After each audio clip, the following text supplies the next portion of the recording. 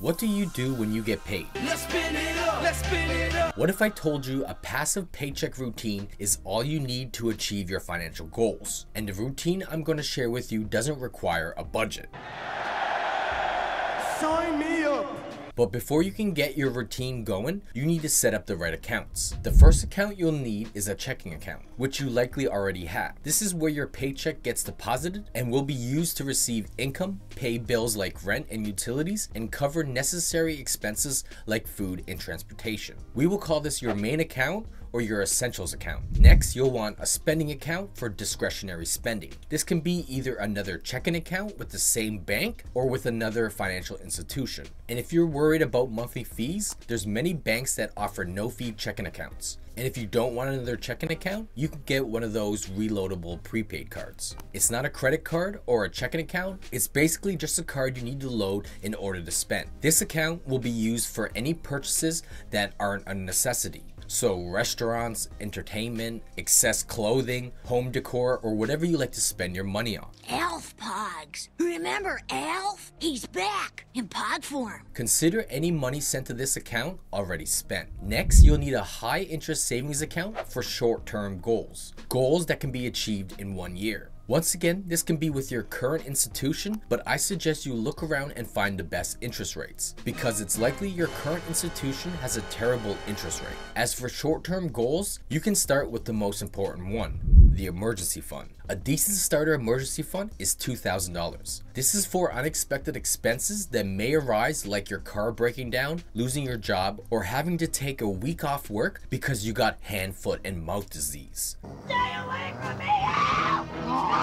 Other short-term goals include saving for a vacation, a down payment on a car, or debt repayment. And in that case, you put savings directly into the debt account to minimize interest paid. Now, open another savings account. Many financial institutions will allow you to open multiple savings accounts, and some will even let you rename them. This savings account will be for medium-term goals, so goals that range from 1 to 5 years to complete. Medium-term goals include saving for a down payment on a house, saving for a wedding, or paying off student loan debt. The next account will be for long-term goals, but not with a savings account. Here, you'll want an investment account, and the type of investment account you want will depend on the goal and what country you live in. If the goal is retirement, you'll want a retirement account. If it's for your children's education, you'll want an education account. If you have a different goal, just check to see if there's an account that gives you some tax advantage. Also, make sure you understand all the terms and conditions before choosing an account. Now, here comes the tricky part. How much should you transfer to each account? This part is a lot easier if you do have a written budget, but there is a method you can do without one. It's called the 50-30-20 rule. 50% for needs, 30% for wants, and 20% for savings and debt repayment. Now, every time you get paid, you'll want to keep 50% of your income in your main account, then transfer 30% to your discretionary spending account, and finally 20% to your savings accounts, investment accounts, or to pay down debt. Let's do an example. You get paid bi-weekly and receive $2,000. Keep $1,000 in your main account. $600 goes into your discretionary spending account and $400 towards savings and debt repayment. Pretty simple, huh? As for your savings and debt repayment, firstly, always make at least minimum payments on your debts. So whatever you have left is for your savings. The rule of thumb is to focus 100% of your savings towards a starter emergency fund. Once that's complete, take a look at all your debts again. If you have any high interest debts, let's say like credit cards, allocate the full amount to getting those high interest debts paid off quickly as possible. Then go back to making minimum payments on your low interest debts and allocate funds to each financial goal depending on your timeline required. If you want to learn more about setting financial goals, check out the video up here or look for the link in the video description below. If you don't want to mess with any of that, make your minimum debt payments and divide the remaining funds equally among your short, medium, and long-term goals. Now here comes the best part. Set it up so all these transfers are automatic. You can either do this through your main financial institution or within the other accounts. It will likely be in your transfer funds tab. Select the account you wish to transfer to and set how often, so weekly, bi-weekly, or whatever. If your account is at a different financial institution, you either need to link the account or set up recurring deposit or auto deposit. This way, once you get paid, you'll need to do nothing and the appropriate funds will be transferred to each account automatically. But before you set up automatic transfers, you may need to work out the kinks. Is 50% enough for your needs? If you're needing to transfer additional funds to your needs or wants, your 50-30-20 rule may need adjustments. If you still find it hard to keep true to this rule, you may need to reconsider your expenses. Like if you have a car payment that's 20% of your monthly income, but have 0% going into savings, there's a pretty easy fix to that. By lighting it on fire.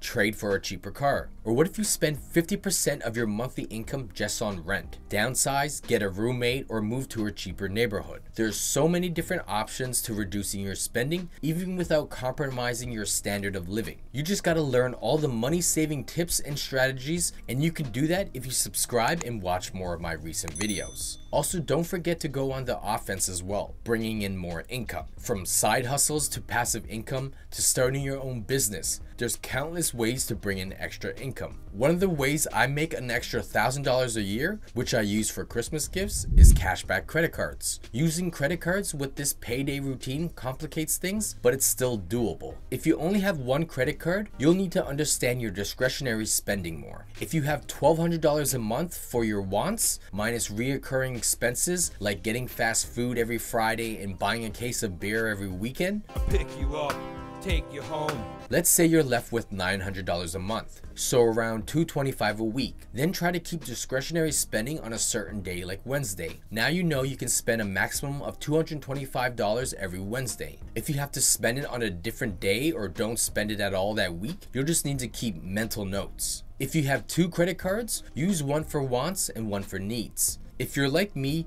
you have a different credit card for each category in your budget, and also be able to track spending in each category. Then I pay off my credit cards on a weekly basis, keeping mental notes if I'm over or under budget. But using credit cards can be dangerous and should only be used by disciplined individuals who understand their spending habits. Now, I'm at the point in my life where I spend on my needs and my wants, and I still have extra funds to increase my savings rate. To complete this payday routine, there is one more thing to add: sinking funds. These are basically expenses you are slowly saving up for that are either your wants or your needs. Like you know you're gonna need winter tires for next year. If the tires cost $800, you know you need to put away $30 bi-weekly to have $800 saved for next year. Other examples of purchases you should have sinking funds for are Christmas gifts, birthdays, property taxes, or replacing old appliances. They're basically short-term goals, but usually with smaller contributions and are for expected expenses. You can put all of your sinking funds in one savings account or have a different account for each one. You can even withdraw the cash and place it in an envelope in a safe spot. This payday routine, like many others, is something that you won't get right the first time. But after time, you will figure out your habits and patterns and have a better understanding of your spending, which can lead to more savings, better control of your finances, and your financial goals reach quicker. If you want to fast track your progress, check out one of the videos on the right of the screen.